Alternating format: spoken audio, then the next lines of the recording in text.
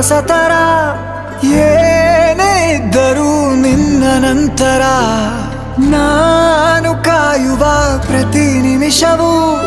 ನೀನೆ ಗೊಂದಲ ನೀನೆ ಉತ್ತರ ಮೌನದಲ್ಲೇ ಮಾತನಾಡುವ